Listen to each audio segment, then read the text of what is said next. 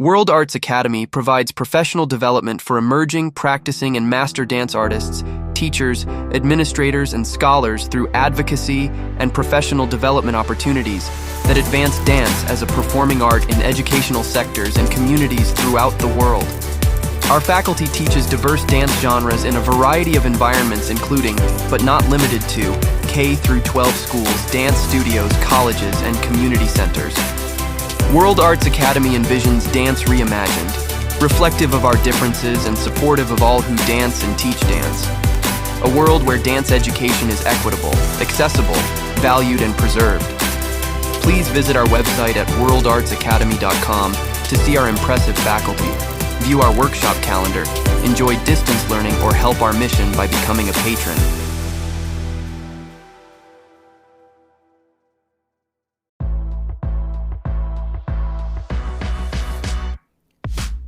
The Danceology podcast interviews the great masters of dance, the working professionals starring in today's most exciting shows, and the rising stars ready to amp up the craft. I'm your host, Edyta Sliwinska from Dancing with the Stars. Join me as I dive into the world of dance, uncovering unique stories and the fascinating personalities of industry professionals on Danceology. Welcome to the Danceology podcast. I'm your host, Edyta Sliwinska. With me in the studio is my producer, Todd. My guest today is one of the most talented and versatile dancers I have ever worked with, Benji Schwimmer. Benji is a 14-time undefeated modern world swing champion and the winner of the second season of So You Think You Can Dance. We talk about life, growing up in Mormon religion, and being born to a swing family with his dad, Buddy Schwimmer, a swing legend. Benji tells me what advice he got from Quentin Tarantino and why he thinks he's a better dancer now than he was when he won So You Think You Can Dance. Benji, we had some technical difficulties before getting on, so we got to talk to each other a little bit before, and I can't wait for our listeners to actually listen to what we talked about. But I'm going to start easy. I want to ease us up to it. I obviously did some research before the podcast, although we've known each other for so many years. We talked about it too. Like, we've worked together on numerous occasions. We worked on stage production. We even shared a little reel to pitch a TV show together. Do you remember that? Oh my gosh. Yes, I do. Oh my gosh. I totally forgot about that. Oh my Fun gosh. times. Yeah. And your dad was Right. part of it too. We will talk about it later. But my first question is super gossipy. So here's what I found out online. You choreographed for Quentin Tarantino for Once Upon a Time in Hollywood. Okay, it literally blew my mind because I'm the biggest fan of yours too, of Quentin Tarantino. I think he's a genius. You are a genius in your own right in the swing world. I mean, I think you're like unbeatable, or you were until you were competing. Incredible. So tell me first, have you met Quentin? How was it working with him, and what was your role in the production? So it's funny. By the way, I just want to say for public record, you look better than ever, Edyta. You look so good.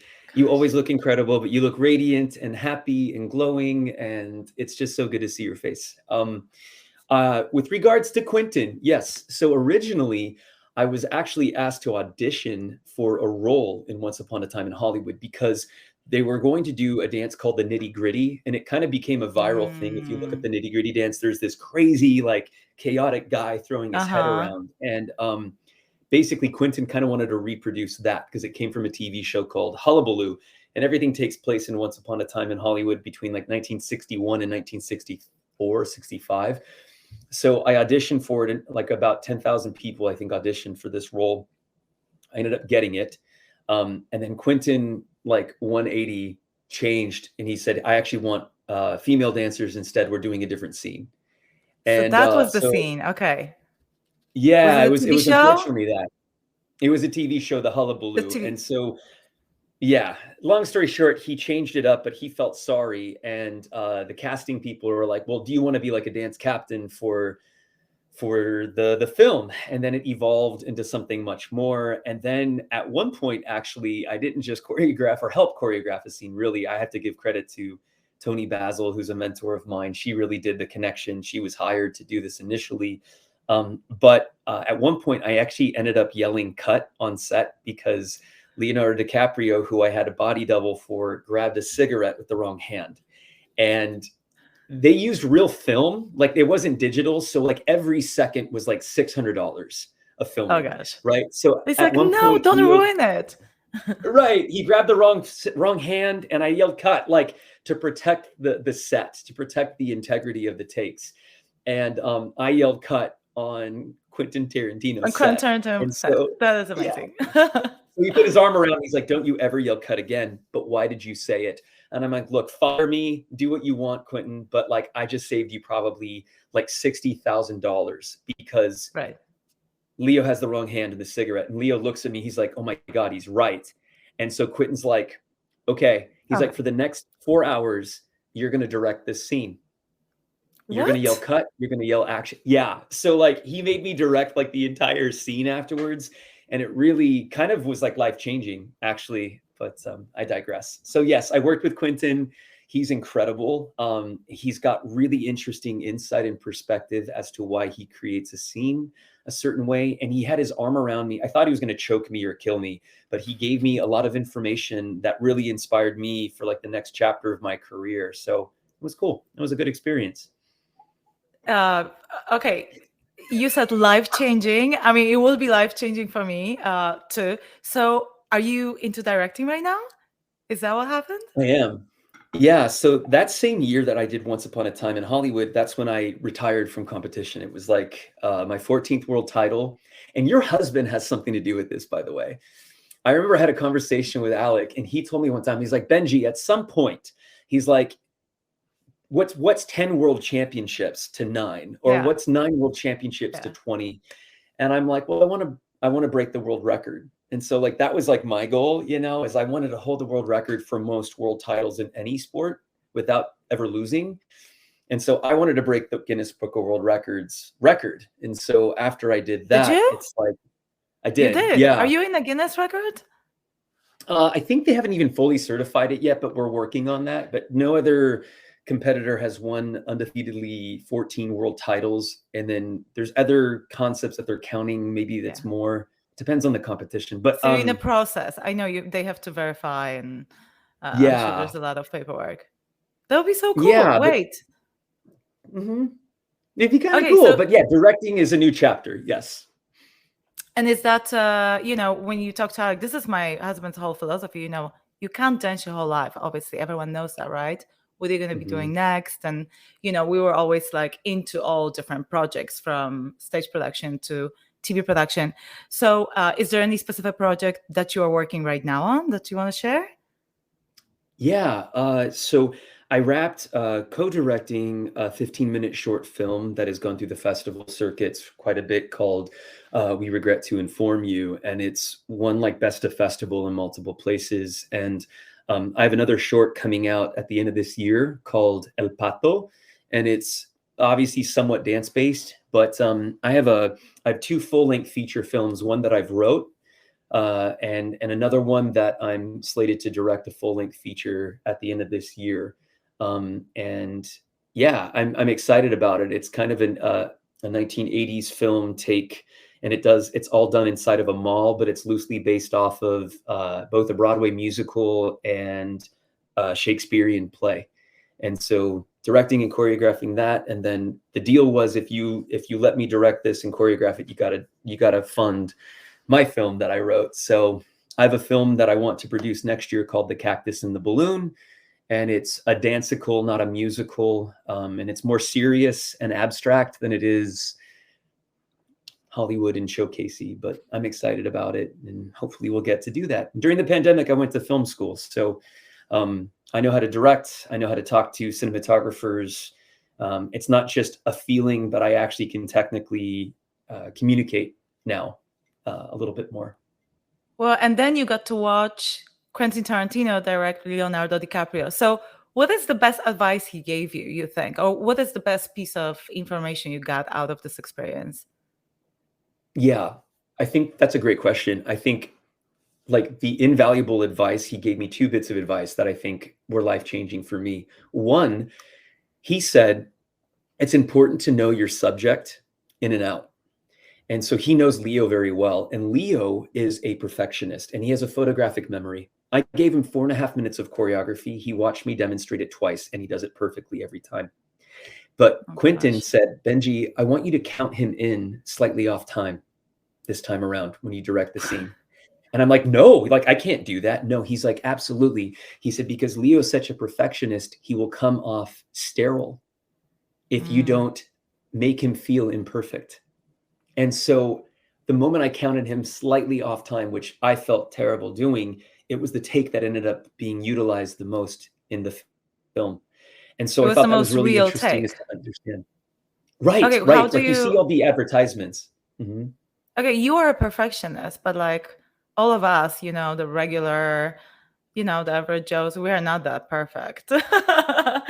How does this apply to you in most of your work? Meaning, is it personal to you that you always want to be so perfect, and maybe the time when you let go is going to be that golden one? Is that it, or what is it? I think that's a great question. I'm a perfectionist when it comes to preparation. Like I want to, remove any variables of negative feedback and negative response. But I'm also somebody, and this has to do with like my experience in like improv swing dancing and improv solo movement, where like sometimes the best disasters are like your most brilliant moments. So I think being a perfectionist in your preparation is so important. But then in real time, like accepting what comes of it is so important and being able to adapt. I think adaptation comes from perfection. Like if something's perfect, great. But if there's no feeling in it, fine. So I believe in like your preparation, your practice, your drills, your writing, all of that needs to have a sense of perfection to it as best as possible. And then the adaptation comes from the fact that you're so experienced and comfortable in what you're producing. Then it becomes pretty easy to be like, okay, let's try something a little different now that we've gotten what we needed to get. Whether that's in film or dance or live TV, whatever it might be, I think it's important to kind of go with it, as cliche as that sounds. No, it's not. It's not at all. Listen, I think that's a great advice. That's all you can do. You can prepare. You can try to be ready for anything, and then sort of exactly try to be adaptable. Try to let go and see where it takes you. That would be a great moment to start talking about swing dancing because I know there's a lot of improv involved there. But before that, listen, so, okay, Quentin Tarantino, but I also found online, true or not, that you work with some other incredible people. Some of the names that were floating out there are Adele and Demi Lovato. And I do know that you choreographed for the Olympic ice skater for Adam Mhm, Rippon, but also, like mhm, Christina Aguilera and Miley Cyrus. And who else was mhm. there? Kelly Clarkson. Did you work with all these Yeah. people? Did you choreograph for them? Yeah, so either I choreographed or I actually directed them. So that the funny thing is I worked a lot for Divas Live on VH1 and I directed a lot of the live segments and did choreography for it. So whether I blocked the performers like Adele, like I did the staging for that, I did staging for her, for India Arie, for Miley Cyrus, like anybody that was on that stage at one point. And a lot of it happened by accident, like I wasn't hired to do it.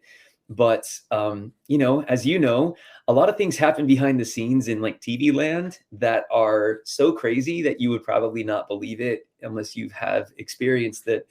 And I'm always that person that's willing to jump in and try and make things better and make the experience um, amplified and positive. So yeah, I was offered the chance to direct segments on several shows and live TV shows, not just Dancing with the Stars or So You Think You Can Dance, but others. And it was awesome. It was awesome to direct these people. It was awesome to kind of see them behind the scenes and to work on their movements. I also do a lot of like movement specialties. So like if a music video happens or a live performance is going on, sometimes I'm just working on how an artist needs to move their hands so that they have breath control when they're singing if they actually sing live. And so a lot of the times I'm just talking about where we need to put our focus and where the fingers need to go. And I worked with a lot of hip hop artists on like, how do I move my hands on camera?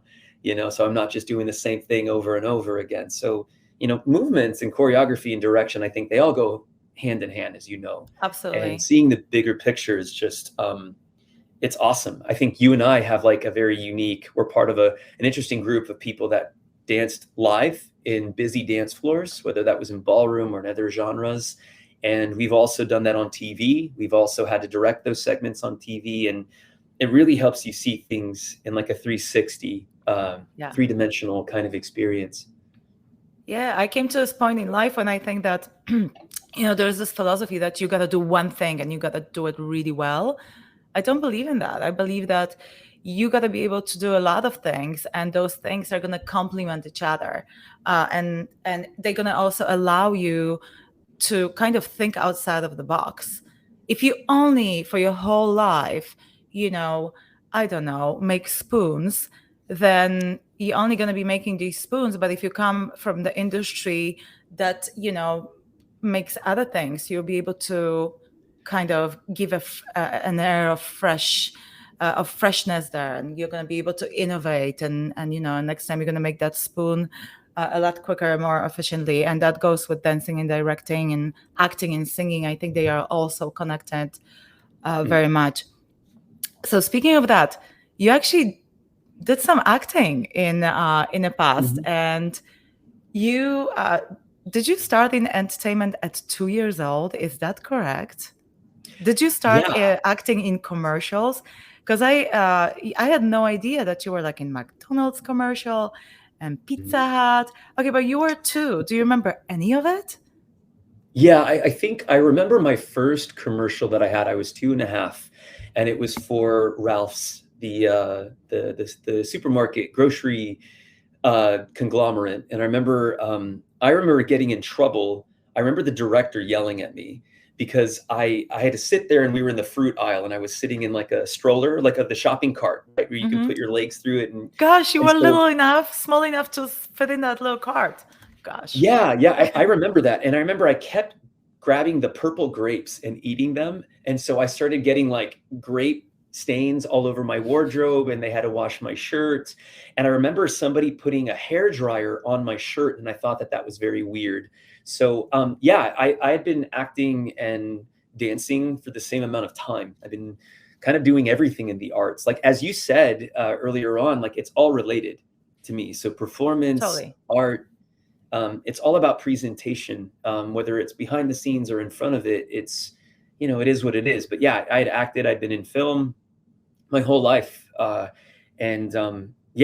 enjoy performing as much as I do creating behind the scenes. So, I get to choreograph for a lot of people. I get to direct some now, which is great too. I get to write. I think it's all related. And as you said, you could be that amazing spoon maker.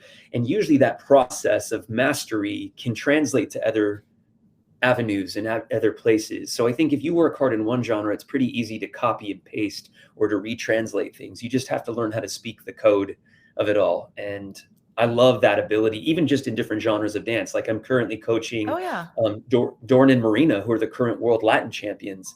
I've never been a world Latin champion, but I can coach their cha-cha and their rumba and their samba, obviously their jive, and I can coach kinetics because that's what I do. I just need to know the differences and the rules, but it's pretty easy once you realize it's all code at the end of the day. Right. I mean, you, as I said, you coached ice skater, an Olympic ice skater. How was that? Was that easy for you? Was that a piece of cake? I mean, first of all, you're one of the most versatile people I've ever seen, which you proved on So You Think You Can Dance, you won it. But in that specific genre, was that challenging at all? Was that just fun? Yeah, I loved it. So I have 11 Olympic medals from figure skating, both pairs, ice dancing, women's and men's divisions. And I've choreographed for multiple folks, US titles and Olympic titles. And what was great is they should be giving credit to choreographers. It should be like the dance by such and such, choreographed by such and such.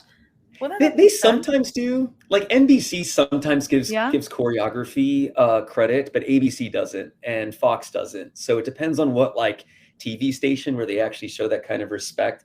But yeah, to me, movement is movement, and then there's variables. The floor, obviously, it's a little bit more slick. But the first day, like I put figure skates on. I'd never skated in my life, and it's like I need to empathize movement, and then so the combination of going on ice and off ice was really fun for me.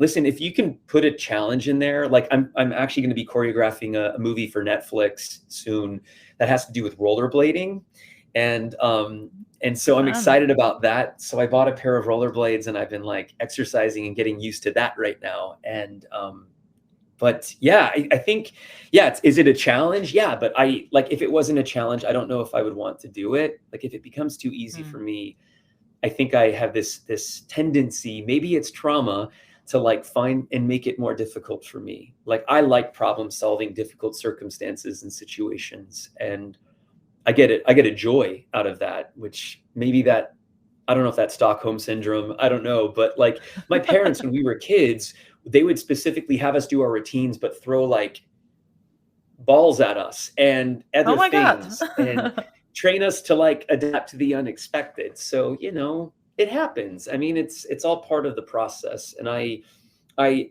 think some people are meant to have those challenges and some people need to be protected from them. And I like protecting people from those challenges as much as I can control it.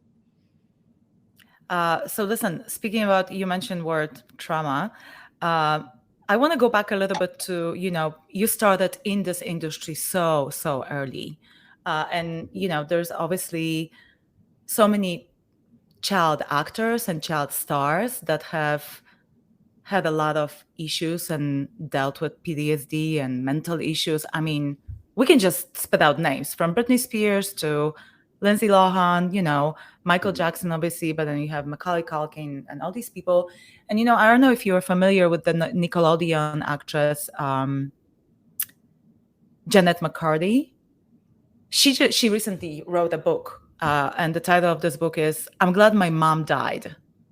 Yes. So basically, Yeah. she was a child actor and she never wanted to do it. Her mom put her into it, and her mom was a very particular individual. That's a whole another story. But basically, she lived vicariously through her daughter. She made her do it. So tell me, I mean, obviously, someone had to drive the 2-year-old Benji to all these audition and film shoots and everything. Do you ever felt like your parents put you in that position? Because, I feel like it's a tough position for a kid. Like you are thrown into a world that you don't understand. And quite frankly, you're not equipped to handle. So tell me about Right. your beginnings. How did it come about?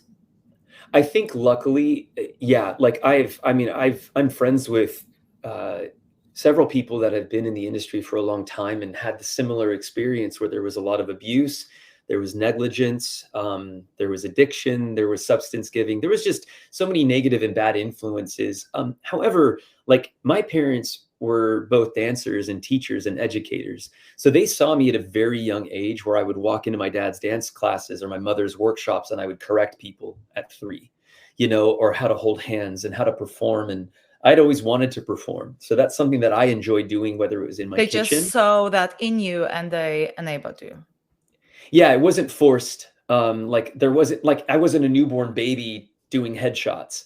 So like, I think I had to be proficient enough to like want to do this. And I think my Express parents some kind kind of of tested the willingness. waters.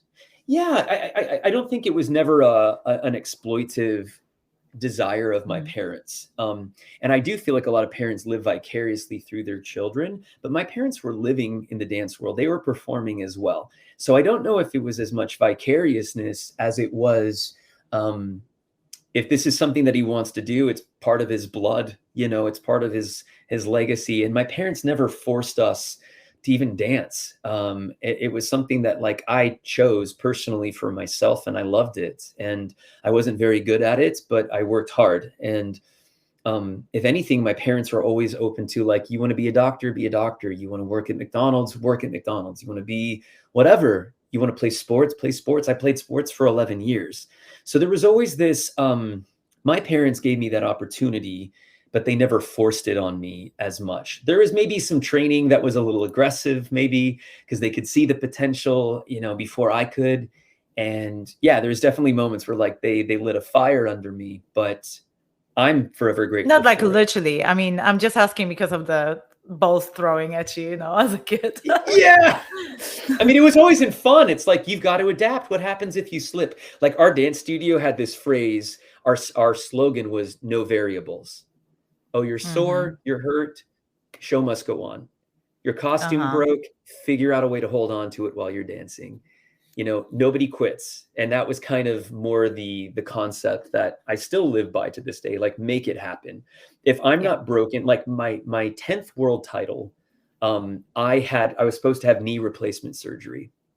This is actually right after I danced for you guys. Yeah. And so my dance partner had just quit. She just retired from competition kind of abruptly, wanted to start a family. And it's 10 days before the World Championships. I had a knee surgery prepared, and so that was going to be my excuse to walk around in crutches at our World Championships. But my newest dance partner had reached out, and she's like, I want to audition with you, and I want to compete in 10 days with you at our World Championships. And I'm like, okay, well, let's audition. Yeah, it's insane. But I was so motivated because time is short.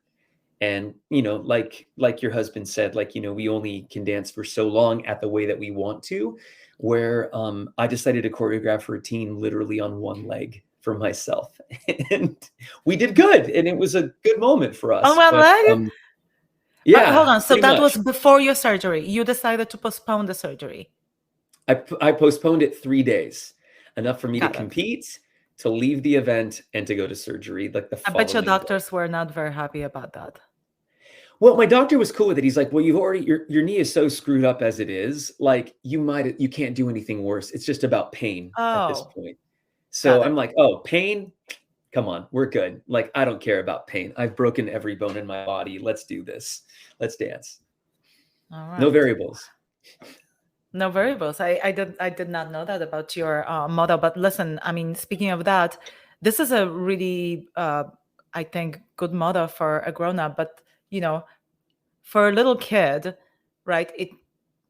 It sounds like a bit of tough love, I would say. So now, if you had kids, I don't know if you're planning on having kids or not, but do you consider did you have happy childhood in that regard? Did you have a good relationship with your mom, with your dad growing up?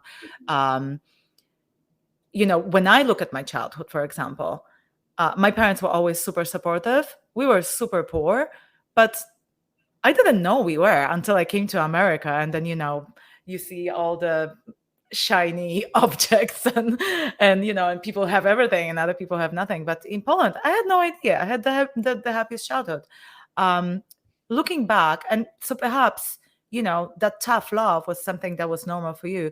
Looking back, if you had a kid, would you raise that kid similar way? Would you give them that tough love? Yeah, that's an incredible question, and I don't think we talk about that enough in our industry. We don't talk about how to navigate raising children in this industry and in dance, in any art form. So I think that's a really deep question. Would I raise a child the way that I was raised? Probably, I would say yes and no. Like, there are things that I, as an adult, having gone through a lot of therapy in my life and having gone through a lot personally, I would probably be much more vigilant of certain things. I think we come from a different generation where it was okay to let your kids run around a dance event, and people didn't think twice. I would fall asleep under tables during ballroom competitions that my parents were judging. And would I do that to my child now? Hell no. So I think, but that's just part of life. I think that we, societally speaking and anthropomorphically speaking, we evolve, and there's new dangers in this world that weren't present in the 80s and 90s. Or we were just not aware, right? Or we weren't. Yeah, maybe we just were not as aware. But I think what I would actually flip it is, would my parents raise me differently now if I was a child? And I think they would have. Right. So, but if I were to raise a child, yeah, it would be different. I would always let my child work and push things, but I would also ask them their goals, and I would try and make those goals achievable for them. And I think my parents did a great job of that. I just didn't know exactly what that would entail. There were moments, though, where maybe it was too intense. But I'll tell you this much, Edyta, at some point, I ended up flipping that. And my parents were my coaches, and I actually put the pressure on them to be more abusive to me as a professional. So I want to share a quick story at some point. Yeah. I don't, but no, go for it, please. Okay. This was like This was my last World Championships, and I was so prepared for it. I had picked the music several years before. I knew the concept. I knew how I was going down with the ship. I knew exactly what was going to happen. And I was so prepared for it. Physically, I had like a trainer to get me right there. I had a nutritionist. I had everything there. And I remember coming to show my parents. Usually I'll prepare like my piece, my rough choreography, then I show it to them. But I was much more prepared this time around, because this is like 30 years in the making for me, you know? And so I remember showing the rough draft to my parents, and having my parents like usually watch my rough draft, it's mortifying, because they would write like every note. My mom would take notes. My dad would do this. He would count how many times he hated something. And, you know, it was just like this, you know, the stereo vision of like two geniuses about to abuse me. Right. And they're almost abusing my baby. And I remember seeing them, and at about probably a minute and a half into my 3-minute piece, I could see their heads kind of change and tilt. And I saw like proud parents, and I didn't see like aggressive coaches. So we finish, and I'm like, or maybe they hate it. You know, I don't know. I saw sympathetic parents, and they told me, they were like, oh my God. And they both did this, like, it's so beautiful. It's so good. And like, I felt bad for my dance partner, Nicole, at the time, because she's looking like, wow, we did a good job. And I turn around, and I've never done this to my mother and father ever. So I'm sorry if this is going to come off abusive, but I flipped both of them off. And I'm like, no, not today. Not today. No, you are not my freaking parents. You are going to break me down. So the moment they saw me stick, yes, beat me up. So immediately, the moment I did it, it was so funny. And I'm like, you can hate me for doing this right now, but I need you to be the most difficult coaches on planet Earth for me right now, because I've always trusted their opinion. You needed coaches, and they were your parents for a minute. Gosh, yeah. Benji, let them do their parenting job. I'm like, we have the rest of our lives for that, right? But I need you to beat me down, because you're the only people I trust. And they did immediately. The moment I did that, boom. My mom just started writing notes. She's like, well, you should fix this, and this was bad, and this, and my dad's like, and this was awful, and blah, blah, blah, blah, blah. And I'm like, thank you so much. Give me all of this, because that's what I needed in that moment. And so I think the one thing I would take from my parents is I would give to my child whatever they needed and whatever I felt was within reason, while being proud, no matter what. But yeah, so that's how I would approach it. I know that's pretty extreme, but what I've done as an artist is pretty extreme. So it just depends on what you want out of your life. But my parents were so good about doing everything else, like having fun, toilet papering a friend's house, doing activities, going to the beach. We were very poor growing up too, Edyta. So, I understand that. But we always had love, and we always had creativity, and that was never blocked or destroyed in my home. No, it sounds like, listen, your parents are two incredible people. I didn't get to know your mom that well, but I spent some time with your father, and I do want to talk about it too. But you started, so first of all, probably by your 10th championship, your parents just really wanted to be parents and really wanted to support you. So I don't blame them at all. But I do love how you demanded that tough love. But since you started talking about swing, you were born to like a West Coast swing family, right? I mean, your dad is a legend. Mm-hmm. He's widely known in this world. And doesn't he have a step? Didn't he create a step? One of the steps called, I think, a nightclub two-step or something like that. He created a genre of dance called Or nightclub ja two-step, but that's not swing Oh, dancing. got it. That's Okay, yeah, that's different. yeah, yeah. He created nightclub two-step, which is one of the fastest growing partner dances in the world.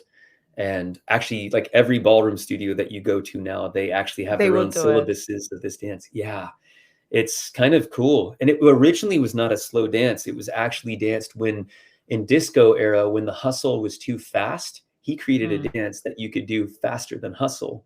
And then it switched. The moment salsa came into the nightclub scene, which was more of the faster tempos, he converted it to like a slow, it was like the romantic version, like the club romance, like whatever rumba is to like international Mhm. Latin and more of the trained sports. He turned nightclub two-step into that slower, romantic, philographic dance. And that's what's nightclub two-step to this day. But that has nothing to do with swing dancing, actually. Got it. Um, yeah, Got it. But well, he's a he's a legend in a swing world, and I think your dad and probably your relationship with your dad too could be a subject of a separate podcast. But I wanted to sure. tell you because we obviously have limited time. Okay. Tell me about some of the major influences that your dad had on your life, and what are the biggest thing that you have learned from him? That's a great question. So I am forever grateful for my dad. And the funny thing is, a lot of the things that I see now. So my dad passed away last September. Right. I Um, just wanted to say for our listeners, yeah, tell me actually from the perspective of time, for a lot of listeners, it's mhm, hard to imagine how it is to lose a mhm, parent. A lot of us have not lost a parent. Um, mhm. do you feel like you feel differently about your dad now that he's gone? Do you appreciate him more even? Yeah, it's funny. That's a beautiful question and a beautiful way to put it. So the weirdest thing for me is that my dad, and for those of you that don't know who my dad was, like he's a world-renowned dancer. He's coached almost in every genre. He did TV and movies and film, very similar to what I've done over the years. And crossing multiple genres as a solo dancer in the disco era, the breakdance era, and also the ballroom Latin and swing worlds and the nightclub partner dancing. He's done dance conventions. He's done a little bit of everything. And he brought me along as a kid and traveled around the world and showed me how to get contracts with people in Europe and show me how to like adapt to different cultures and to embrace them all and to, how to be a performer, how to be a technician, how to teach. Like he was my first influence when it comes to that, and also I always had to live up to my dad's like legendary status, so people were always like, oh, you're such a performer like your dad, but man, your dad's something special. Like I heard that a lot growing up, right? And What? so yeah, so I was always pitted against my father. Ironically, my dad, like I'm very competitive with myself, but I'm not competitive against other people. Like very rarely am I like, I need to beat this. Like I don't feel that Hmm. way, because it's all about self-perfection, right? But my dad, he is a competitive human being. And so he would be competitive against me growing up. Like, I can do this Oh better than wow. you, Benji. I'm 7. It's like Right? that. Dad, like, pipe down. I'm 7. All You right. got few years on me, all right? Yeah. And it's funny, 3 days before my dad passed away, we had a really great conversation. And he told me, he's like, Benji, he's like, I know I can't dance as fast as you anymore. So I'm going to give you the title of being like the greatest of all time, but I'm still the king. And I'm like, okay, dad, Oh gosh. whatever. Take take the crown. Take the crown. Yeah, Gosh. like, okay, thanks, dad. So, what I wanted to share more than anything is this. It's rare that when you lose a parent, that not only your friends and family and your closest people, your neighborhood, they are mourning that. But my dad has taught so many people that I still work with. I mean, every day I walk in, I travel 46 weeks a year, Edyta, and I teach at multiple studios and locations. There's not a single day that goes by that someone doesn't remind me of the fact that my dad is Your dead. dad. And that's both sweet and very difficult to digest, because sometimes when I'm in work mode, I don't want to feel. I need to be there as a professional. And so it's a very unique thing to like constantly be reminded of it. I think most people, when a parent dies, like if you're in the entertainment industry, most people don't know about your parents. Most people don't know their name.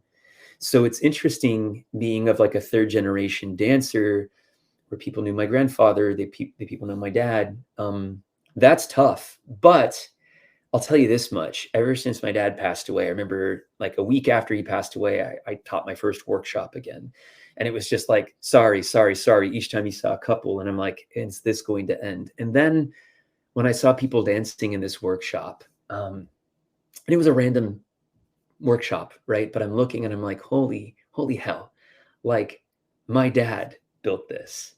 My dad has something to do with this. So what was really difficult at first, every time I see people swing dancing or doing some sort of performance or some sort of thing, I think my dad is part of this continual living legacy, whether they know it or not. But it's a really cool way for me to feel very close to him still. And so I've embraced the sorry about your dad. And I'll tell people, like, I don't want to be reminded of my dead parent today. Like, I need to teach, sure. I need to work or perform. But I do love seeing like his legacy in perpetuity. Because what we do can echo in the eternities. And I hope that my dad's influence continues to do that. Oh, I think so too. And it's just an amazing way for your dad to still be present in your life every single day or everywhere you go. And, in a way, not many people get that. We kind of lose a person, which again, I am super blessed. I can't speak from the experience because I'm actually one of these very, very fortunate people that I haven't lost anyone who has been very close to my heart yet. The only person that passed away in my family is my grandma when I was 5 or 4. And of course, it was very sad, but you can't relate these emotions to a 4-year-old kid. So I can't relate to it, but I do, I do think about it, obviously, sometimes, quite a lot. And it is the most scary thing in the world to think that someone will be gone forever. But I do choose to believe, and I hope you too, that they are not gone forever, that they are still here. And like in your dad's case, he's present in your life all the time. And I think it's really actually an amazing and wonderful thing. Tell me about your sister now. So obviously, you guys, let's change the subject. We're talking about your family. We talked about your dad. Your sister is obviously an incredible dancer too. What was your relationship with Lacey growing up? Where you say you're not competitive, not more so with yourself. Were you competitive with your sister? And where's your relationship right now? Do you guys hang out? Do you, do you get dinners together? I don't know. You talk on the phone. What it's like? So my sister and I, Lacey and I are almost 5 years apart. So I've always been her big brother. And she was one of the first people I ever became a teacher to as well. Like she was the first person my parents kind of allowed me to teach and to mentor. And, nice. She was like, yeah, in a kind of way, it was really nice to have that kind of response and that rapport with her. Lacey and I, as kids, though, we used to fight like crazy. I mean, I used to torture her. She used to torture me. Just typical big brother, little sister kind of dynamic. But I can relate. Yeah, sure. I'm sure. Right. But Lacey and I, especially because of my dad's health being an issue for the last 9 years, it's really bonded us and galvanized us in a very special way. And so we're very close. We talk all the time, and we talk all the time about also if we're just feeling a certain way and missing him, like she's the one that I relate to the most with this. And she, we kind of explored different avenues professionally in the same world. And so what's nice is we're both sounding boards for each other's journey now. Like she talks a lot about, her frustrations and her dance experience and what she loves about her job. Sometimes what she doesn't love about her job. She asks me for advice. I do the same thing with her. And what's nice is I don't feel like there's a lot of competitive energy between us because we've always been from the same team. Our studio was always so supportive of one another.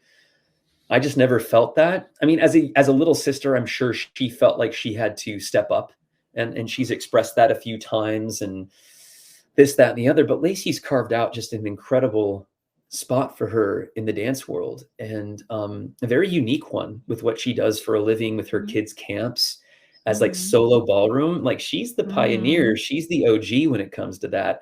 And there's a lot of people out there copying her stuff right now. And I'm just saying this, that like, that's cool, often imitated, but certainly never duplicated with Lacey. Yeah.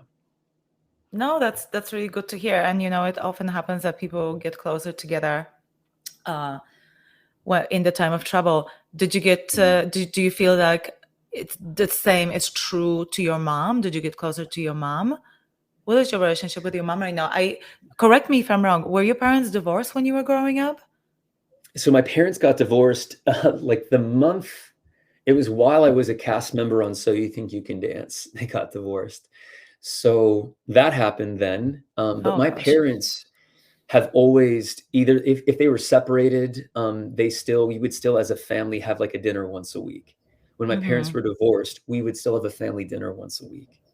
We wouldn't talk about dance. We wouldn't talk about anything else. We would make fun of each other. We would play board games.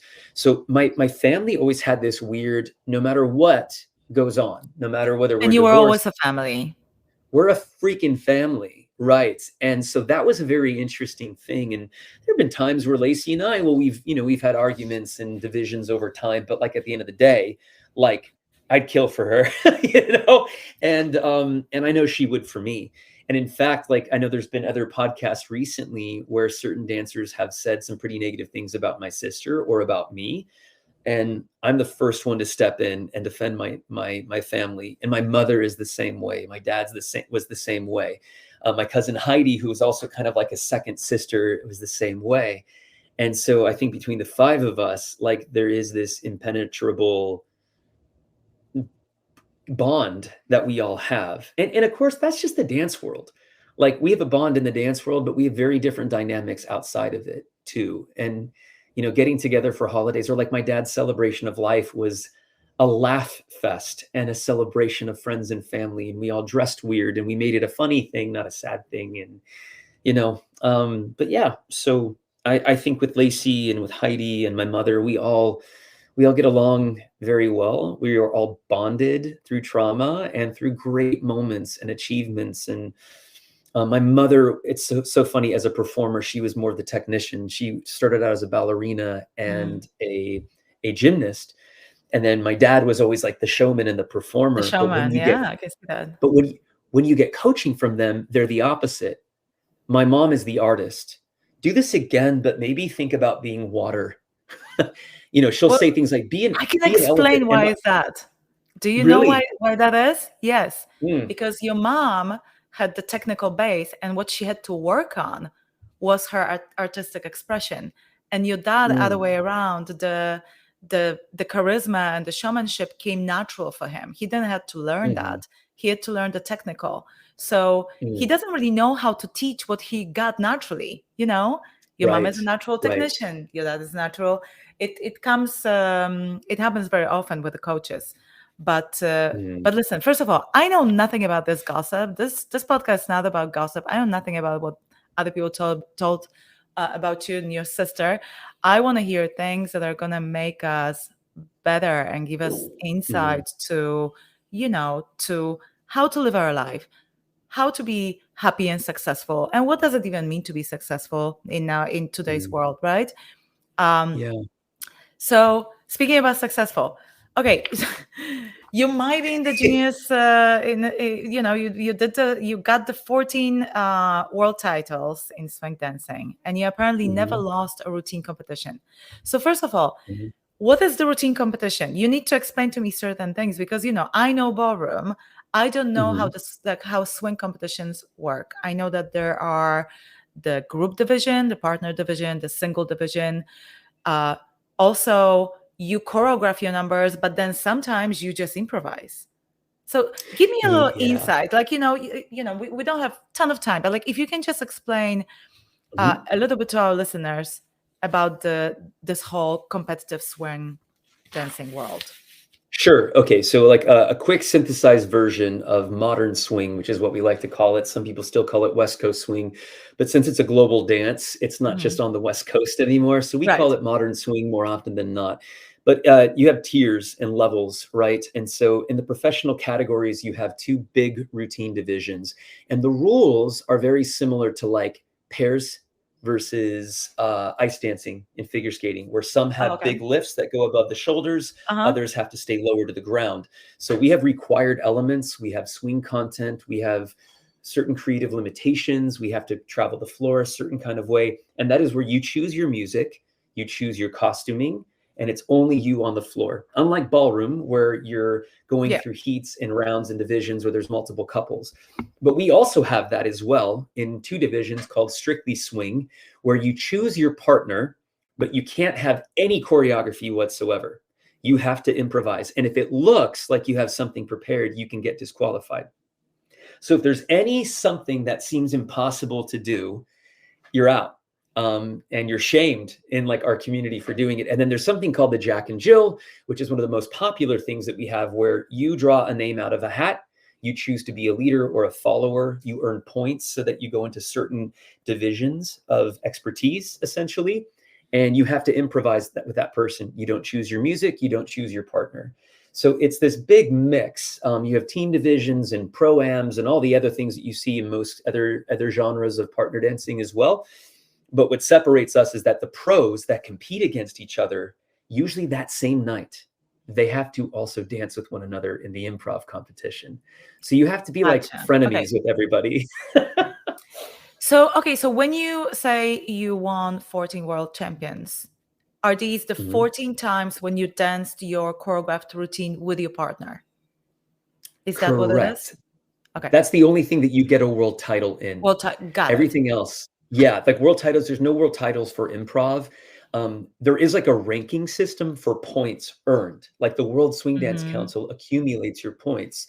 If we're going by that, I have the most amount of points in improv competitions and like the highest average of placement. But it's such a subjective thing that we don't hold a lot of value to that, because at the end of the day, you can win an improv competition, but the point is just to improv. It's a cherry on top. Right. Mm. It's just fun at the end of the It's day. just fun. Well, so listen, what I see, this is my image of swing dancing, is very improvised, kind of a little bit more understated than ballroom is, right? And even with the costume, the improvised part is in street clothes. There's no crazy Mhm. hairdos, no crazy makeup. Is that so? That happens after the actual competition. Is that part of the culture? Why is that all the ballroom dancers are like in rhinestone costumes and they shebang Mhm. and spray tan, to the point of like almost ridiculousness sometimes. Mhm. I was guilty of it, I admit it.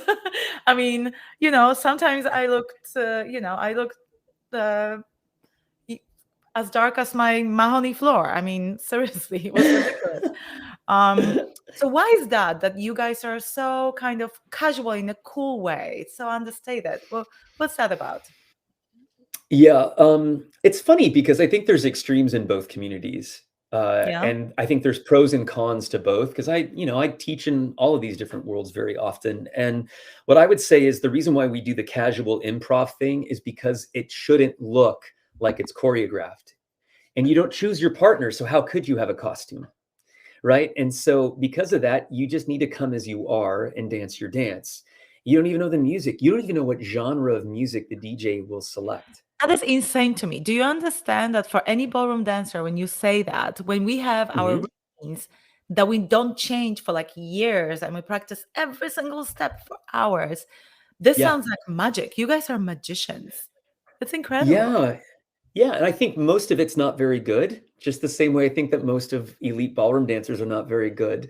So, I think at the end of the day, there are certain, Bam, snap. like, to put it in an example, like one of my favorite moments is when I think it was when Michael and Joanna in International Latin were competing against Ricardo and Julia, and they were going back and forth quite a bit. And there are those moments where, like, because of just fate, that there was a crossing of Had to partners, and you interact. see them.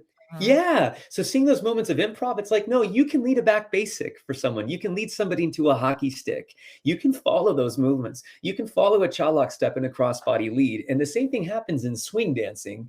The only difference is that there's also so much more social dancing.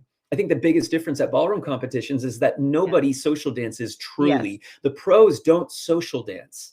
Yes. They do their pro-ams instead. So we refocus our resources of time and energy differently.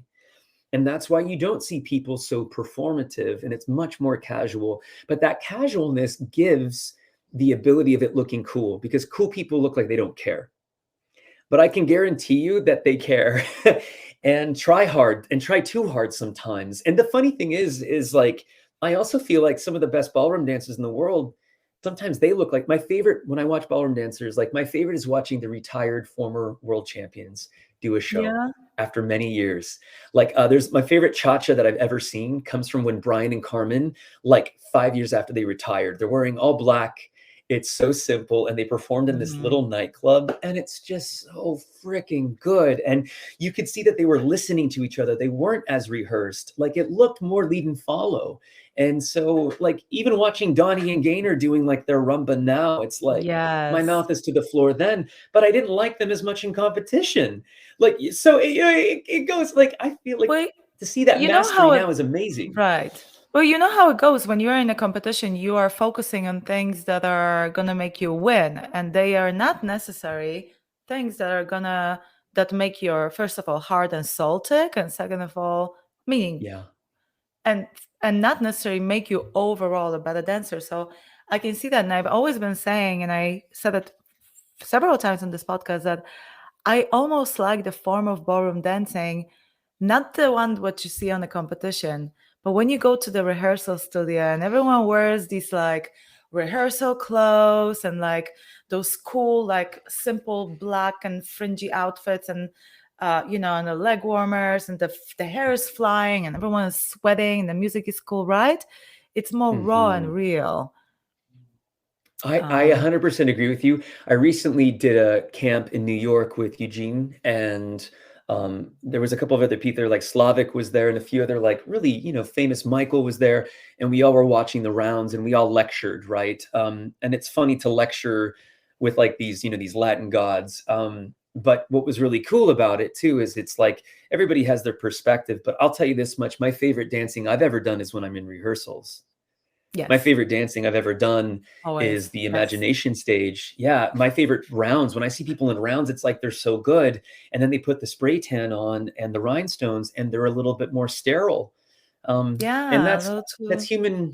It's just too many variables at the end of the day when we compete. Like I know now, I'm 40 years old, and I know I can say this honestly. I might not be able to grind and throw my body and hurt it as much, but I'm a much better dancer as a retired 40-year-old dancer than I ever was in my 20s or 30s.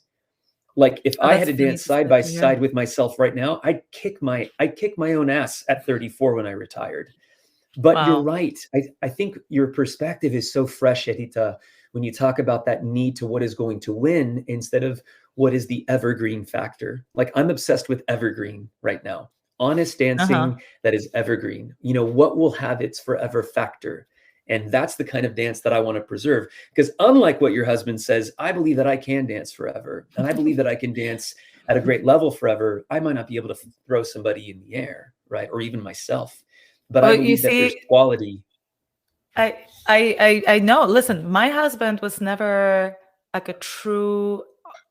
he's gonna kill me if he's gonna hear it, but I don't think he's a true artist at heart. I think he was in dancing for other things than the art of it, and he was very good at it because he was competitive, and I must say he's pretty good looking. Speaking, he's gorgeous. Easy on the eyes. Easy on the eyes. So he had a lot going on for him, but clearly he stopped at a certain point and switching to finance because he was there for a different reason. But let's leave my husband. That's why all these things that we were talking about, I prefer stage than competition in general, because that competitive ingredient component is taken away, and you're just left with your skill and with your art, and I love that. But listen, you've done quite a lot of competitions in your life, and one of them was So You Think You Can Dance, and you won in 2006. You were only what, 20, 21, 22? How old were you when you won? I Something think I was around. 20. I auditioned at 21. I think it finished as I was 22. You were a baby. Like literally, your Mhm. career was just starting. Uh, Tell me, how did that show in specific change your life? How did it impact your career? And was it everything you kind of hoped for? Did it impact your career? Did the opportunity that came after that, was it all what you wished for? That is, you're just such an awesome interviewer. My goodness. So yeah, like normally it's like, so how is So You Think You Can Dance? Pause. So what's interesting about that experience is I think it's a little different now because people have seen multiple years of what it's like to be on TV and what it can bring and what it doesn't bring, Oh, right? it was So at its height at that point, right? Like that was season one yeah, or two. It was season the two. ratings were off the roof. People can't even understand how crazy it Yeah, was. it was a different time, right? But for me, so I didn't know what to expect. And it's like was my dreams of what would it cause? Like I could dream about a lot of things, but I didn't even know what the world could offer me at the time. Like I was still You didn't have planning to go to med. expectations. Uh-huh. I had no expectations. I just thought this is a great experience and I'm gonna freaking win. Like those are the two thoughts that came into my mind until I auditioned, until my first week. And it's like, I just need to survive as long as I can. And then that was my concept, at least at the time. But I will say this. Being on a TV show such as that, what I loved about it, it was the preparation. I knew that there was an audition process, and I just wrapped my third world title. I'd won my third world title, and I remember taking a bow as we picked up the trophy where most people would be very happy. I remember looking at my feet as I take this bow, and in my head, I thought, what's next? Oh Like that was gosh. the literally as I should be celebrating, right? And and then immediately that night, I was at the cocktail party for like all the winners at the World Swing Championships. And my friend's like, dude, you got to see this really quickly. And it was a video of season one's winner doing his final performance and winning. And I'm like, what is this show? Because I've been in a bubble training for my world championship. I don't watch TV or watch dancing at all when I'm training. So, okay. I said, well, what is that show? I said, is it going to happen again? He's like, yeah, the auditions are in February, 2 months from now. And I'm like, oh, I'm going to audition for that show and I'm going to win it. I'm going to be the next winner of this show. And that was like ignorantly, like so naive, right? But I decided to sell my car and I bought a really Oh cheap gosh. car and I decided to like stop working. I was teaching a couple of lessons at the studio, but I drove to LA 4 days a week, which is like a 2.5 hour drive for me. And I took classes all day at the Edge and at Millennium just to get used So to wait. these different dances. Oh, before auditions or during the Yep, before the auditions, auditions. just I to had get 2 ready months. for, just to get prepped and get experience Mhm. in different styles of dance. That is a commitment. I mean, wow, that is incredible. Okay. Yeah. And this is how it goes. And then you go on the show and you win it. When did you get an idea that you can actually win it? Or you went with that, mindset? I knew if I was getting casted on it that I was a tough casting.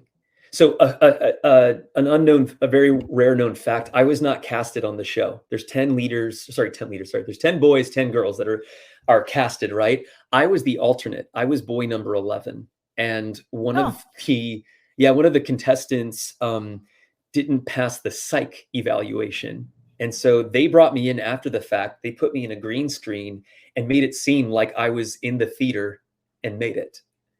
wait a second. So So you want to tell me that you actually would not get on the show if that person wasn't qualified that's correct. or was qualified? And Yeah, then you end up winning. yeah. They Okay, they so that is intentionally actually, gave me Danielle, my dance partner. They're like, these two will not work together. He'll be gone the first week. huh.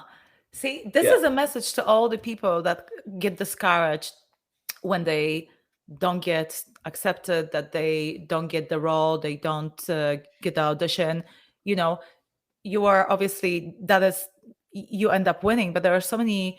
I've heard so many stories of people that didn't get on American Idol and then end up going and having an incredible career. That American Mhm. Idol contestant who didn't win were fourth and fifth, that end up having way bigger career than the winners. And here's another one. It just confirms that you can't, it doesn't mean anything. You can't rely on approval of other people. If you believe, if that's what you really want to do, just stick with it, do it. That's a very Yeah, and inspirational story. I want to be careful too, really quick, to say that when we start comparing who has a bigger career, because I think when we work in the arts, like, what makes somebody's career bigger than the other? Do you have more followers on social media? Do you have a bigger house?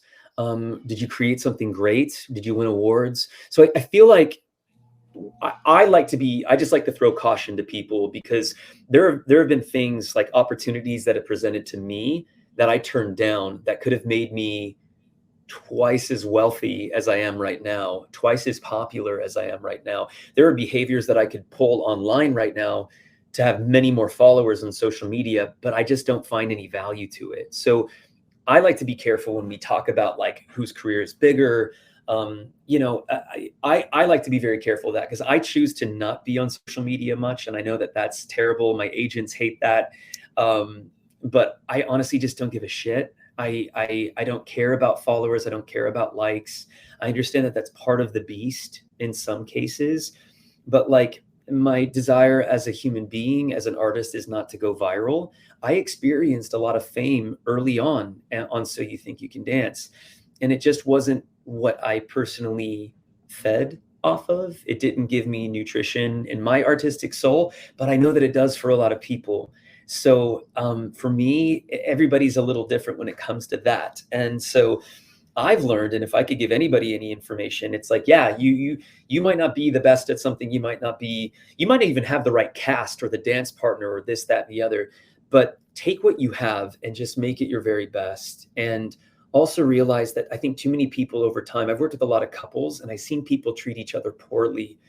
Like, whoever you're dancing with, whoever you're with, whatever ensemble, whatever dance partner you have, whatever performance you have, treat it like it's heaven on earth, and love it and appreciate it. And that's something that no matter what, I always did. So with any dance partner that I've had, they are the most important person to me in that moment, when we practice, when we dance. I could be married. I'm married right now, but I even tell my partner, I'm like, the moment I'm with a dance partner, they are my number one. Just in this moment, they are. And then you can come back to reality and be a human being. But yeah. But, okay, so you think it was Benji, weird? It was weird. But Benji, first of all, before we continue, this is why I'm doing this podcast, because I believe that the measure of success is very individual too. So you're absolutely right that whatever does not make you happy, whatever makes the other person successful, might not make you successful. And why do we hear about all these incredibly successful people having the mental issues and committing suicides? How come? Like, if you think about it, how on earth this person that has this incredible talent and had this incredible life and incredible experiences feels so terribly desperate that they feel like they need to end their life? So speaking about measure of success, so thank you for bringing that up, and you're absolutely right. So you say that Dancing with the Stars was wild. What happened after Dancing with the Stars? After So You Think You Can Dance.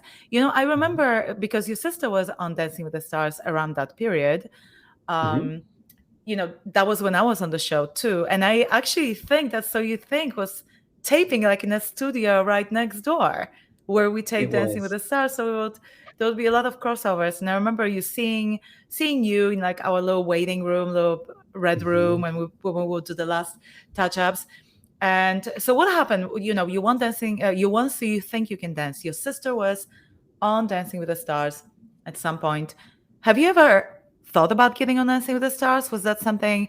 Did you audition? Did you want to be on a show? So I never auditioned to be on Dancing with the Stars. One, like, let's be real here. Like, I don't have the aesthetic to be on Dancing with the Stars. Like, are you one thing kidding that I've me? never. No, I'm not asking. I'm not fishing for compliments or anything like that, Edyta. Like, what I'm saying is at the end of the day, people are casted in certain ways. Like, you have to have both talent and a certain look, I think, to be on that show. And I don't really cross that threshold as much, and I'm okay with that. Like, I that's fine. It doesn't, Wait a like, I'm second. never going You to be. think you are not good looking enough to be on the show? No. I'm saying I'm not good looking, and I don't look a certain way that I think is properly helpful for the cast itself. So that's what I mean You by know that. what you know what I will tell you is that might have been true maybe at the very, very beginning of the show when it was very Mhm, ballroom like. The show has mhm, changed so much mhm. in the 30 whatever 100 seasons it had. uh, it has changed so much that, but it might be true. Okay, so you thought you were not a good fit. You never auditioned.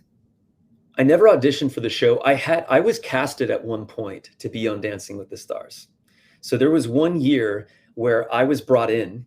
I had full meetings, and it was going to be probably just a one season thing because a celebrity who had already been casted specifically requested me. Hmm. I won't name who it was, Right. but at Did it the end fall of through? Uh-huh. it fell through 6 hours before the cast was announced on Good Morning America. I had a flight to New York, and a regular member of the cast that was not going to be on the cast that year decided last minute to dance on it. So Mm-hmm. when they jumped in, I wasn't a part of it. And that was like right after I'd lost a dance partner. So I'm like, yeah, I think I could do a season of it. Would be kind of fun. Like, why not try it? Like, if they have interest in me and this dance partner, this actor wants to work with me, like, yeah, why not? Let's do it. So there was like two different moments, two different seasons where it had been toyed with, and it'd been a conversation that I had considered. So yeah, but it didn't happen, and that's life. Ironically though, I was brought back to choreograph opening numbers, to direct a live segment here and there, so that was awesome. And I've done a lot of choreography, like as a ghost choreographer for Right. a few For different couples. couples on the show. Sure. Yeah, so I feel like I've touched that space quite a bit, despite not being like an official cast member ever. And I have a lot of great memories with a lot of you dancers from the show as well. So, and then I had, like, when you brought me on as a member of Dance Pros Live, one of your amazing tours, I felt like I kind of had that Dancing with the Stars experience for the first time, and I felt like I got it out of my system in a great Uh-huh. way, and it was such an awesome environment what you and your hubby created. So yeah, like that was as far as it went for me personally, but yeah. That's your experience of Dancing with the Stars. Well, listen, I think you would be an incredible fit for the show overall. And it was a surprise. That's why I asked, because it was a surprise for me that you were never actually on the show. And I think you would bring such a diversity to the show too, in terms of, you had all these like tough looking Russian guys. I mean, come Yeah. on, let's give us someone, more casual and soft and a little bit more that actually is not afraid to show some sensitivity. But that came later. Yeah, It it would did have come been later, nice. and it would have been great. But honestly, though, too, like at the end of the day, I had always prioritized competition, my competition, my competitive legacy. I also saw through my sister that Dancing with the Stars was also very much a machine, and it could be great for some people, and it wasn't so healthy for others. I feel like So You Think You Can Dance was the same for me. Like, there was a lot of trauma behind the scenes. You talk about the upbringing, but there was so much toxicity and so much poor treatment on the show. And I went through a lot of nasty, nasty things backstage that it probably just wasn't the healthiest environment for me to stay in. And I include a lot of that environment in Dancing with the Stars. Like, it probably wasn't for me personally. That could change now. It is what it is. But yeah, I don't know. I feel like there was just a lot of unhealthy things that were going on live TV that have probably gotten a lot better since. But yeah, I also there's just a way to handle things that I probably wasn't prepared for at the time. Oh my goodness, we were babies, both of us. I was a little bit older when I got on Dancing with the Stars, but you in particular were a baby. So let me ask you, because you said you sold your car, got a crappy one, moved to LA. Do you get paid for during So You Think You Can Dance? Do you actually do you have to support yourself Yeah, we had to find a during way the to pay our episodes?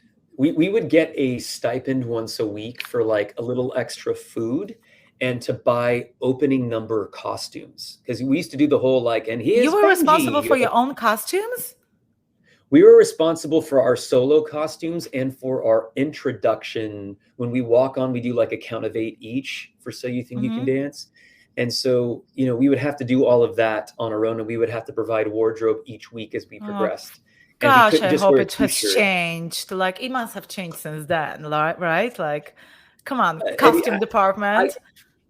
I have no idea. Like, I'm very much, partially by choice and partially just by circumstance, I'm very much removed from knowing. I haven't seen an episode of So You Think You Can Dance since before I was on it. I have yet to see my season. I've never seen my season on TV, Edyta, because it was so traumatic. I just never wanted to relive me and all of that. I just couldn't do it. Okay, so gotcha. I don't want to bring you back to it. I know it would probably be painful, but just for our listeners, what was the trauma? What was the give us one of the things that happened that really turned you off to this, to the point that you didn't even see your season. You don't want to have anything to do with it. Part of it was the perfectionist in me. I think just knowing that you only have such a limited amount of time to do something, there was that. At the time too, I wasn't completely understanding like just who I was as a person. As you said, we were babies. And so there was a lot of pressure to behave, to say certain things. I felt like I was typecasted, and I played up to that typecasting as well. Like, one thing, a secret about So You Think You Could Dance that I found out later was that they cast a certain amount of like boy next door, goofy neighbor, nerd roles, the sexy Eastern European person. There would be the break dancer, the hip hop person, the contemporary dancer, the potentially gay person. Like, there was a mixture of like all this kinds of casting that we had. And so I just felt very pigeonholed into that role, and I didn't find it as authentic. Like, me performing, me Were you working hard, the that was boy next authentic. door type of vibe? I was the sexy Eastern European. Come on, you know this. No. Besides that, I mean, yeah.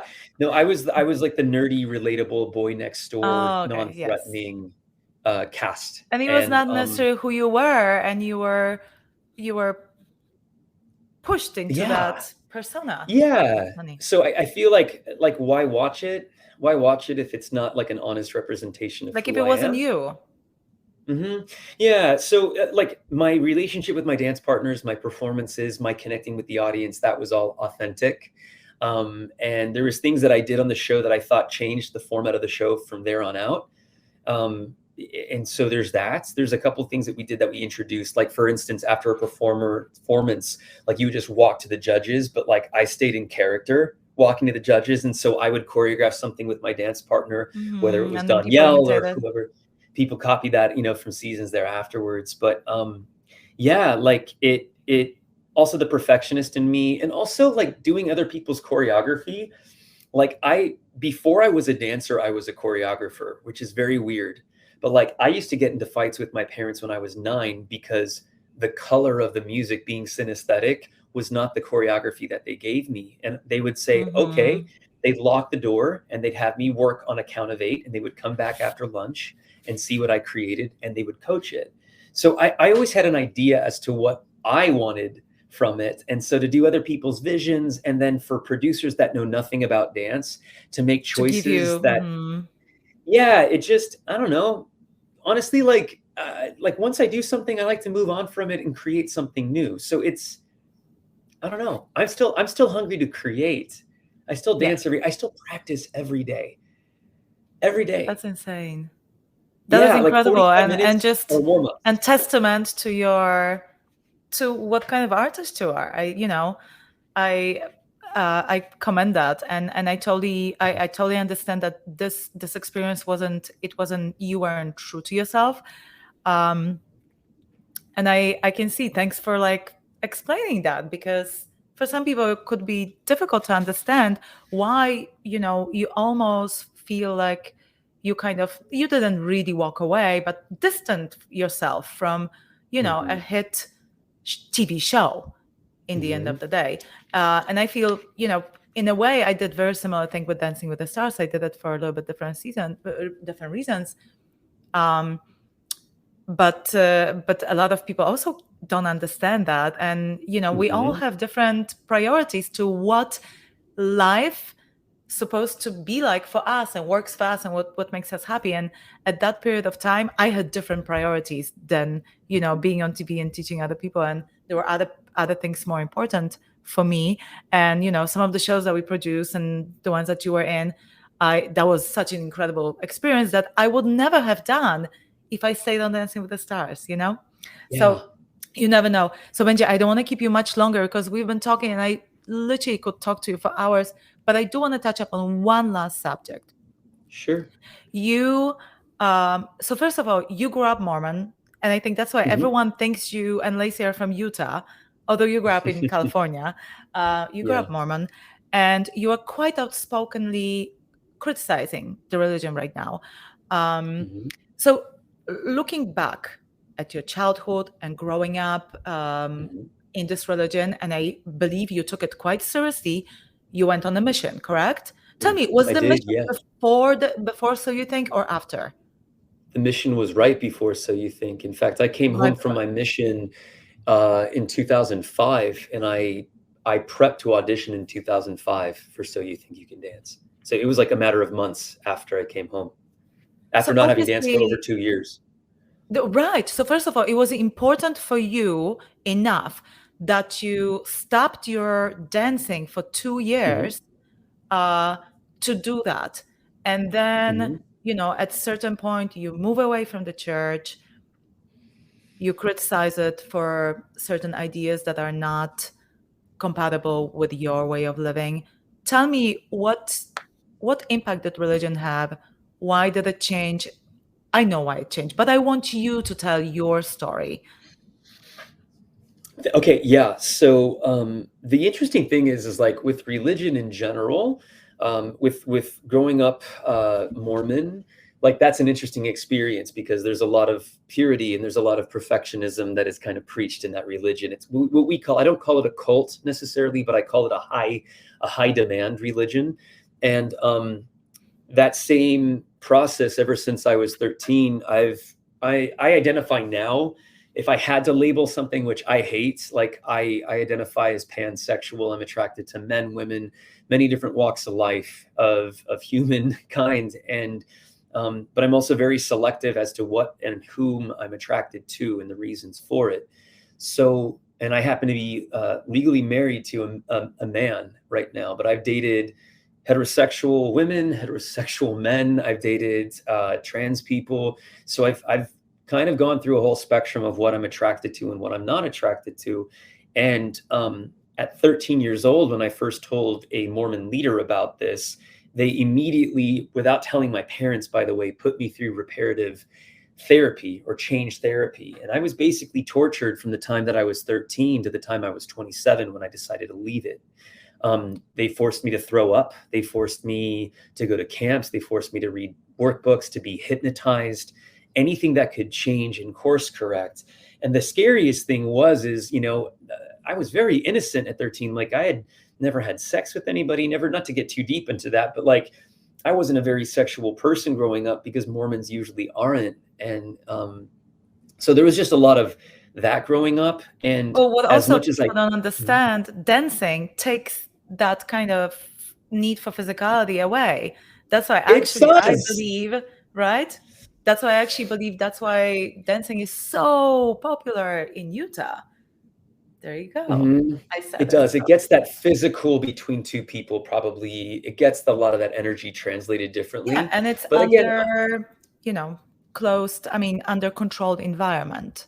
So and even worse, I always danced with a relative. So like there was nothing that was going to be I danced with my cousin Heidi most of my life, right? So but for me, the hardest part is I don't believe that you can control your sexual identity. I think you are who you are, and you are attracted to what you are attracted to. And so for any institution to say otherwise, I think they're sorely mistaken and megalomaniacs and narcissistic for doing that, and very dangerous and very abusive to people. I had many friends that have taken their own lives talking about suicide ideation. Like that is something that is very true and close to my heart.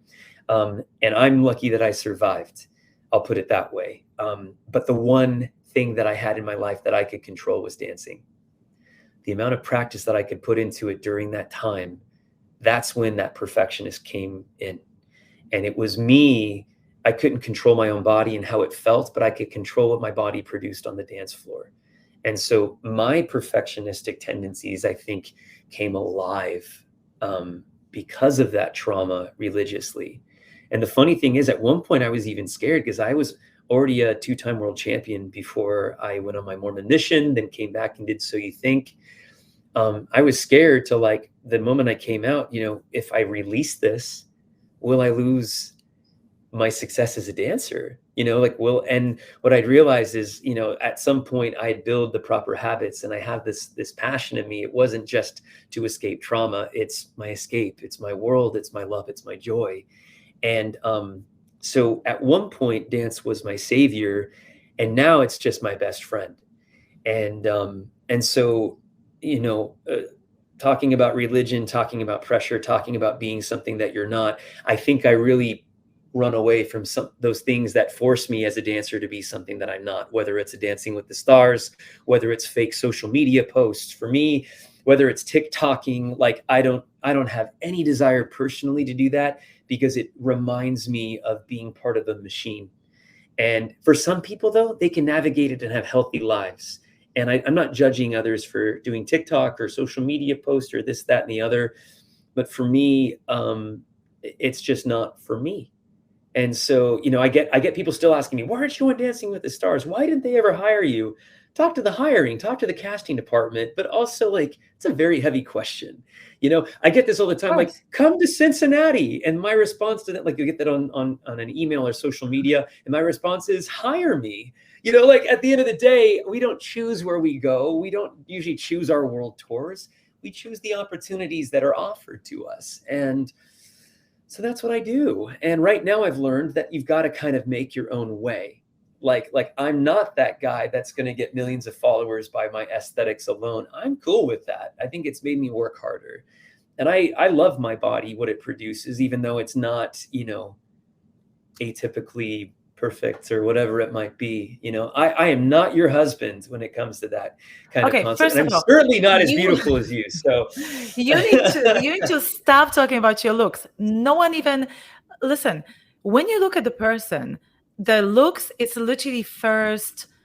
Sometimes it's few seconds, sometimes it's few minutes, sometimes it's it takes an hour. But I feel like the audience and the people that know you have had enough opportunities to see you and to see you for who you are, and now for the outside. So whatever, that's to me irrelevant. But I wanted to tell you that this is incredible what you said, because you are not the first person that told me on this podcast that dance literally saved their life, or that the dance was the escape for them, or it was the world that helped them continue just existing and kind of having a sane relationship with yourself, I would say. Whether it's escaping from your whatever is happening at home. I've heard that before, with the conflicts, with the unhealthy relationship between the parents and the kid escaping into dancing. So you guys, dancing is something that can really, really help. I don't know what I was escaping from. I was just probably escaping from the ordinary. I never wanted to be, in Poland, everyone is the same. It's like, there's nothing happening. And suddenly it's dancing. Oh my God. Like, it's a different world. And it gave me opportunity to meet other people and to travel. And, as you speak about your sexuality, Poland is 99% Catholic. I have never met a homosexual person, person with a different sexuality than, me or my parents, until I started dancing. I didn't know anything about it. Like, my world was so closed and so limited. So we all dance for different reasons, but I think it's important to know and advertise to people that it can be such a great vehicle to freaking stay sane and to stay happy. Wouldn't you say? Yeah, absolutely. And I choose to focus on that aspect of it for me. And it might be different for everyone else. Like the best advice I can give everyone, anybody in the dance world, since we're talking danceology, right? Like for me, the most important thing is to find that balance between separating the pureness of the art form and the sport. Now, the sport could be business, the sport can be success and exposure and popularity, production, right? But I think we have to be in love with both, and we have to understand how we want to express the art form and the sport form of it all. And I have to separate the two. Like I'll post videos sometimes online where I know I'm going to get maybe 5 likes, but that's for my artist in me wholeheartedly. And then sometimes I get a gig where it's a commercial and there's expectations, and I have to find that balance between what is my art and what is the demand or the sport of it all, the business of it all. And as I've gotten older, I've started to realize that those things aren't mutually exclusive, but we can embrace all of that in our own way and find a profound amount of success in it. And I choose to just embrace both of it in my own way. And I think everybody should. And stop comparing yourself to others. My God. I mean, as you're saying that, I'm comparing myself to your husband, right? But like, it's funny you mentioned that, because you're a damn goddess on the dance floor. I need to share a quick story to give you a compliment, if that's okay. So please don't edit this out. But I remember we were we were standing in the wings of one of the performances, and it's when Karina Smirnoff was doing an opening number, and you're sitting there, and I can see you. And mind you, you're wearing this incredible flowy outfit, and you're about to do this amazing dance number, and you look like a damn goddess. And you look at her, and you're looking at Karina, and you're like, she was born to dance. And I agreed with you wholeheartedly. Karina's a friend, like she's incredible. But I'm looking at you, and it's like, how much humility must you have, because you are a goddess in movement and space, and so incredible. So like that just goes to show the kind of character that you have. And it actually, like, I'll never forget that moment, because I was so impressed with how humble and yet how incredible you are at the same time, Edyta. So oh like my God, maybe like blush. I'm all like, I don't know. I don't even know what to incredible. say. I'm sorry. I had to share that, because like I remember, I don't remember like bowing for world titles other than that one profound moment of what next. I don't remember winning things. I don't remember any of those moments. But I remember the blood, sweat, and tears.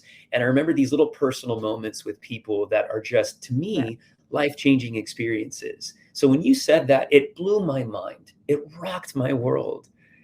And I just found that to be absolutely incredible. So kudos to you for sharing and teaching me something very important in that moment. Oh my God. No, this is great. And you know what? Yes, we live we remember our lives in moments, 100%. And I think this is a great way to finish this podcast.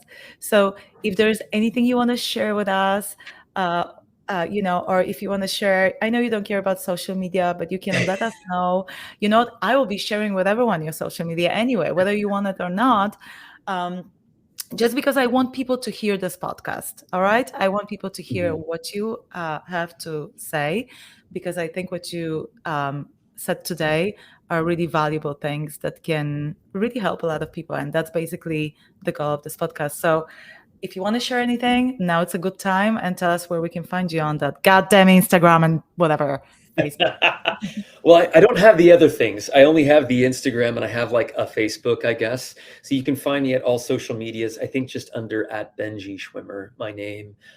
Maybe it's Mr. Benji Schwimmer on X. I really don't know. That's so sad, but I'm sure you can find me. And I think to pay attention to the fact that if I post something, it's probably because I can't post the things that I'm truly working on filmically speaking. So if I post something, it's me working on a concept, or it's me sharing a brief moment of improvisation and fun. But I'm really focused right now on the long form of it all, which can't be released in a matter of 60 seconds. And so you might get little snippets of me in my life here and there, or my dog, Bradley. But I am opening, I'm working on this right now, and I'm actually in the middle of getting investors. I'm actually opening potentially a supper club, live performance, cabaret, bar, food experience in where I live in Palm Springs. So I'm working on a speakeasy, live performance, interactive dance and food space as like a side hustle right now on the side. So stay tuned for that. It's called The Mess Around, and we hope to open multiple locations around the world. So that's something that I'm kind of working on the side. And then my film's coming out hopefully in the next year or two. I'm really working on that. And I actually will be acting in one of those. So that will kind of come back into play. But I think it's, if it happens, it happens. And if not, I'll continue to keep pushing myself until I can't. Well, Benji, thank you so much. I'll be following all your endeavors and all your projects. I want to see your films. And if I'm ever in Palm Springs, I'm going to be there at your say it again. The Mess Around. The Mess Around. I'll be at the Mess Around. I love that. I actually love that concept. So good luck with that, because I think it can be very successful. There's not enough of that. So a good call. Mm-hmm. All right. Thank you, Benji. I love you. And thanks for sharing all your wisdom and knowledge with us. Love goes right back to you, beautiful. Hugs to the kids, hugs to your hubby, and I hope to see you soon. Thanks for having me. Thank you for listening to the Danceology podcast. Please be sure to rate and review this episode. If you have questions or comments, you can email us at danceologypodcast@gmail.com.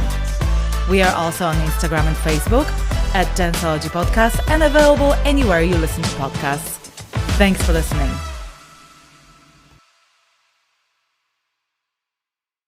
Metacortex Publishing hopes that you've enjoyed this presentation. Please take a moment to listen to some other podcast offerings from Metacortex Publishing. A quest is a search for something. And every week, the Quest podcast will show you how we know what we know through interviews with people that have incredible stories of dedication and perseverance. I'm your host, Todd Fisher. Join me in this thought-provoking and inspiring podcast of discovery. Find us anywhere you listen to podcasts.